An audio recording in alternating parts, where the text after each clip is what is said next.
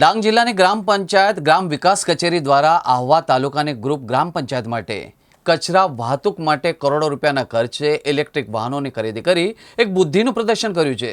આ કચરા વાહતુકના ઇલેક્ટ્રિકલ વાહનો ઉપયોગી બનશે કે પછી કચરાની જેમ સડી જશે, જે લોકાર્પણ કર્યા બાદ જ માલુમ પડશે। 100% આદિવાસી વસ્તી ધરાવતા ડાંગ જિલ્લામાં લોકો ચોમાસાની ખેતી પર નપતા હોય છે। ચોમાસા બાદ રોજગારી મેળવવા અન્ય જિલ્લાઓમાં હિજરત પણ કરતા હોય છે।